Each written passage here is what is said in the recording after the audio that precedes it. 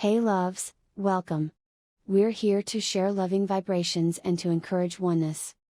We shall deeply discuss about frequency, quantum physics, loving vibrations, energy, law of attraction. We hope you will share the love and spread it too. As a kid back during the Great Depression, I was obsessed with a desire to know what invisible something separated the haves from the have-nots, being a have-not. I wanted to know why so few managed to be well off financially in a country where success is available to everyone. For example, in checking the Statistical Abstract of the United States, published by the Bureau of the Census, I discovered, just lately, that only 10% of the men in this country, 65 years of age and older, have incomes of $6,000 or more a year. More than 80% of all men 65 or older have incomes under $4,000 a year. Only 7.6% have incomes between $7,000 and $10,000 a year, and only 3.7% have incomes of $10,000 a year or more. A man starts his working career in his 20s, often earlier. He's fortunate in that he lives in the free world. He has better than 40 years to make the grade financially in the richest country on earth. Yet, according to the statistics, only about 10 out of 100 will be financially secure by the time 65 rolls around, and only about 4 men out of 100 will be financially comfortable. Now, why? Well, let me tell you how to find out for yourself. Conduct your own survey. Start down the street in your neighborhood on any Saturday or Sunday and ask the man of every house 2 questions. The first question is, what are you doing at the present time to increase your income now? That is, how much do you want to earn? And when you've evaluated the blank stare you get in response to that question, ask question number 2, which goes, how much money are you planning to be worth at age 65? And when the silence becomes too unnerving, thank him and move on to the next house. Ask 50 men, 100, 1,000, until you're completely convinced that the reason men don't make more money during their working lives, and the reason men aren't financially independent by the time they're 65, is simply that they seldom, if ever, do any constructive thinking on either subject. It's that simple, unfortunately. The reason it's so easy to earn far more money than the average man earns in this country is that so very few, are going about it the right way. This is a race without enough contestants to bother about. The few who are really in the race can all be winners. Some will finish ahead of the others, but even the man who finishes last in this race will be financially secure. Most people, more than 90%, aren't even in the race. To prove it, ask yourself the 2 survey questions. Up until the time you started listening to this message, what were your plans for increasing your income? How much do you want to earn? And how much money had you decided to be worth by the time you're 65? You see, people who earn large incomes aren't lucky, and they're not crooks as those without money are so fond of pretending, nor are they endowed with more brains or talent necessarily than their friends and neighbors, nor are they privy to occult secrets, and only a very few were lucky enough to have had rich fathers or grandfathers. Most of the people earning the big incomes today started the same way you and I did, and most other people. The only difference between the men who earn big incomes and those who earn small incomes is that those earning big incomes decided to earn more. They're the people who made it their business to earn more. You see, a woman who does not think about baking an apple pie for dinner tonight will never think of looking up the recipe for apple pie. Without the decision for pie, there's no motivation for checking out the recipe. A man who does not think about driving his car to St. Louis, Missouri or Nacogdoches, Texas will never get road maps which show how to get to St. Louis or Nacogdoches. And a man who never decides to earn more money will never think of learning how, of looking up the rules for earning more money. You see, people do what they make up their minds to do. So get rid of the ancient superstition once and for all that people who earn big money are special people, or lucky, or get the breaks, or had money to begin with, or knew someone, or are smarter, or anything else. These are alibis. They can all be disproved 1,000 times. The reason there are so many of these alibis around is that men who fail to make the grade financially are seldom honest enough to just admit that they really didn't try and keep trying. So in order to justify their failure, in order to remain seated, they dream up and pass along these old alibis. We're all self-made, but only the successful will admit it. I once had occasion to visit Charleston, South Carolina. I'd never been there before, so I hired a taxi to drive me around the historic old town. I particularly wanted to see the battery where that famous shot was fired on Fort Sumter. Along this beautiful drive, some of Charleston's oldest and finest homes look out over the bay. I commented to my cab driver on what lovely homes they were, and he said, yes, some of those homes have 40 rooms. And then he thought a moment and he said, and every one of them is owned by a crook. This is how the have-nots justify themselves and their lot in life. I didn't say anything because I didn't feel I was entitled to advise him or try to straighten out his thinking.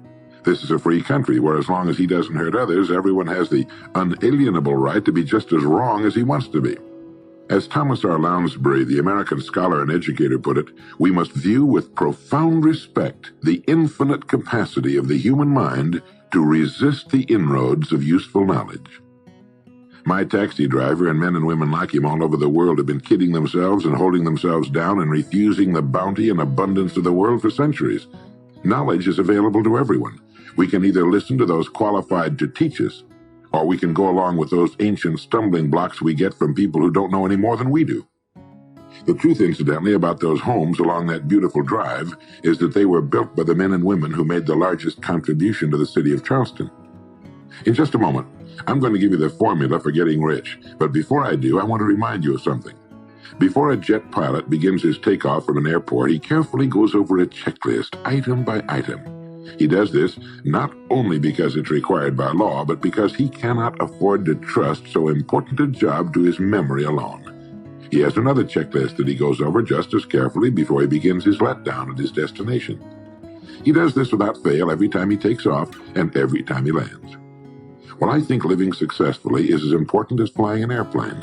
And because of this, I think each of us needs a checklist too. And that's why there's one included with this cassette. We need a checklist to go over item by item before we take off in the morning and before we drop off to sleep every night. So I want to recommend that you affix the checklist to your bathroom mirror. Stare at it as you brush your teeth in the morning and stare at it again as you prepare for bed at night. Go over each item, and as you do, think of what each item represents. Now here's number one. It's the formula for getting rich. It also explains why you're in your present position, whether you're earning $6,000 a year or $16,000 or $60,000 or $600,000. It applies to every adult, whether he's employed or unemployed. It applies to the richest man and to the poorest, and every person in between. And here it is. Our rewards in life will always be in exact proportion to our contribution, our service. Now that's what the formula means as the first item on your checklist. Memorize it. Our rewards in life will always be in exact proportion to our contribution, our service. Listen to it, think about it until you know it emotionally as well as intellectually. It might give you some slight feeling of superiority to realize that there's probably not another man within a mile of where you live who knows it. You can add it as a question on your survey if you want proof of that. If you want it in another form, here it is as it applies to a man's job. It's the same thing really, the same thing applies, but you can express it differently. The money you're paid by the company you work for will always be in direct ratio to the need for what you do, your ability to do it, and the degree of difficulty involved in replacing you.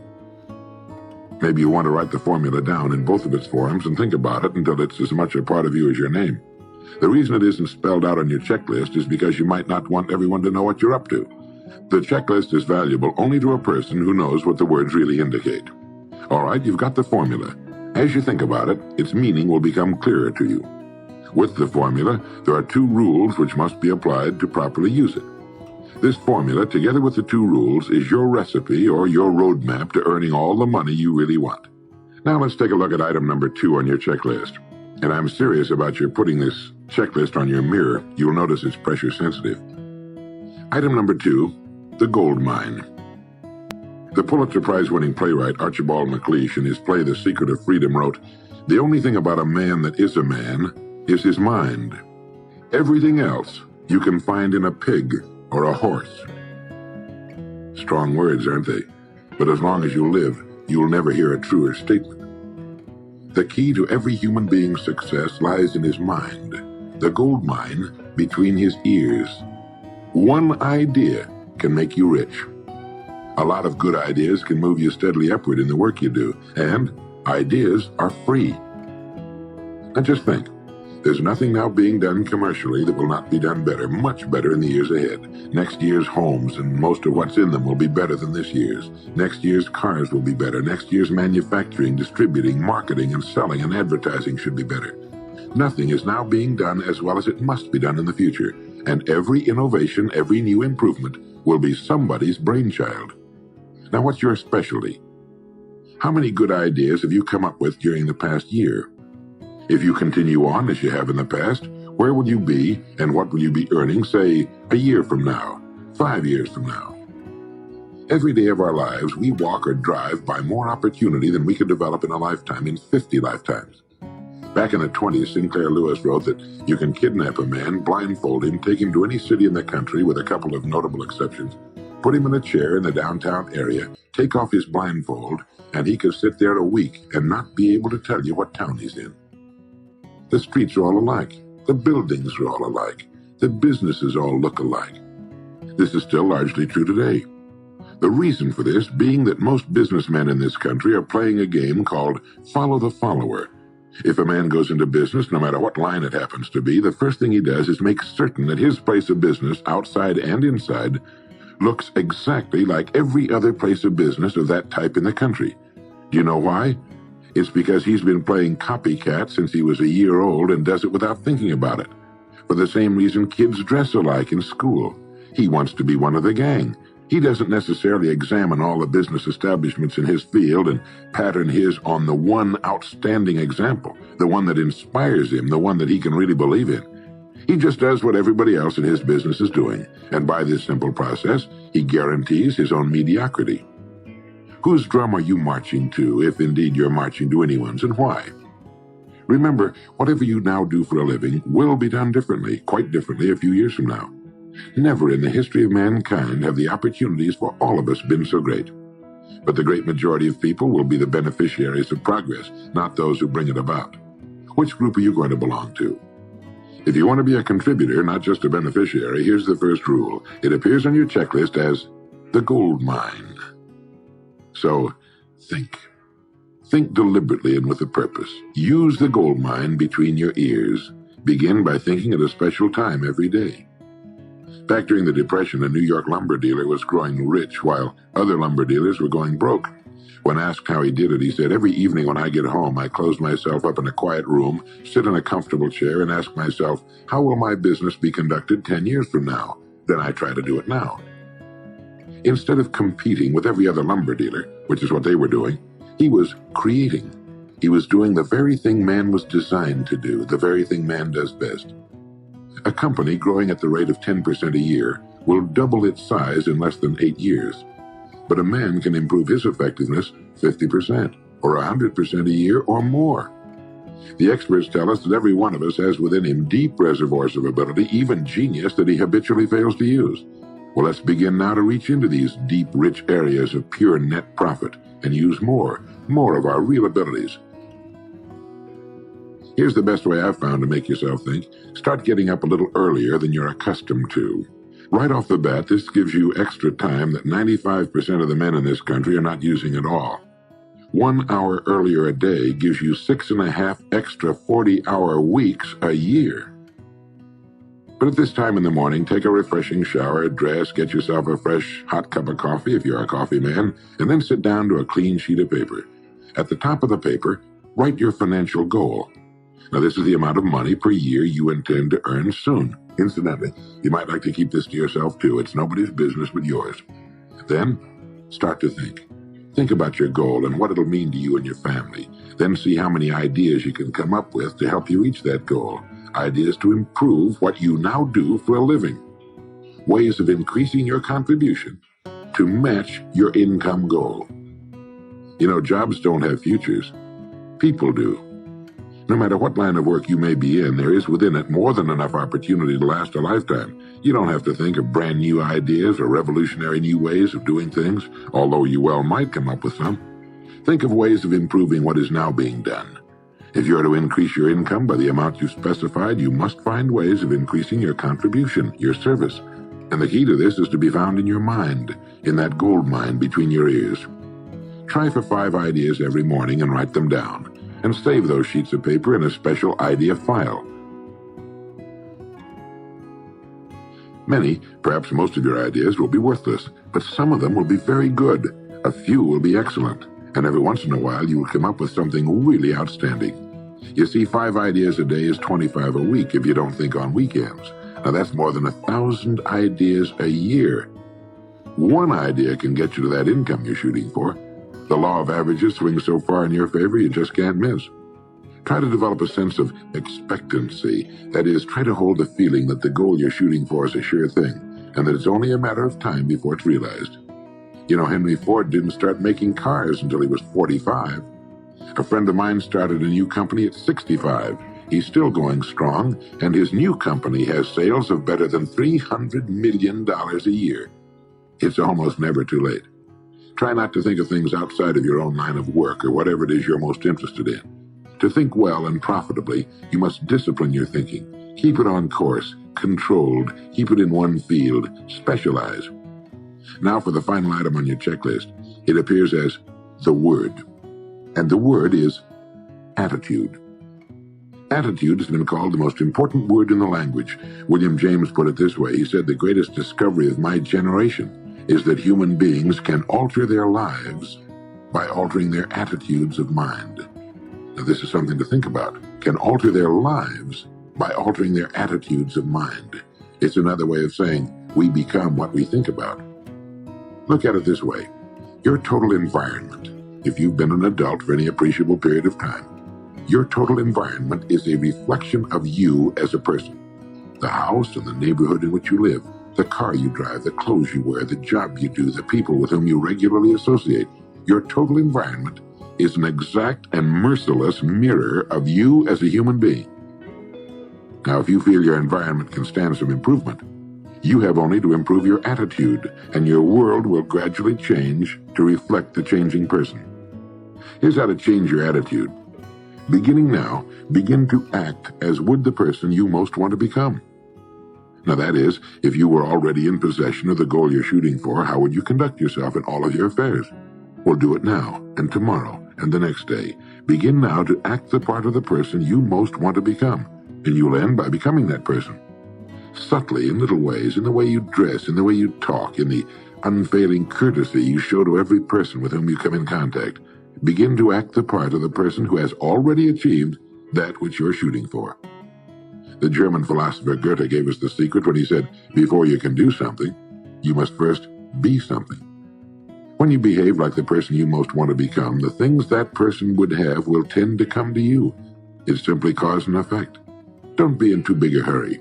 It takes longer to build a skyscraper than a chicken coop. Build slowly, steadily, and well. Then when you make it, you'll keep it. You'll stay on top. Always be suspicious of the so-called get-rich-quick scheme or sudden success. Never forget that word, attitude. It's your attitude toward the people with whom you come in contact that will determine their attitudes toward you. The person with a great attitude toward life and the world is the person other people call lucky. He's not lucky. He's just using our old friend cause and effect. His causes are excellent, and his effects have to be just as good. Well, that's it. 3 things to remember. 3 things to practice every day. If you spent 16 hours a day, 7 days a week practicing your golf swing, in a relatively short time, you'd have a grooved, beautiful swing like the pros. So practice your new attitude every day, every waking hour. Practice thinking a few minutes every morning, and you'll find yourself thinking all day long. And remember the formula. Our rewards in life will always be in exact proportion to our contribution, our service. Go over the ideas in this message every day until they're as much a part of you as your name and your temperament.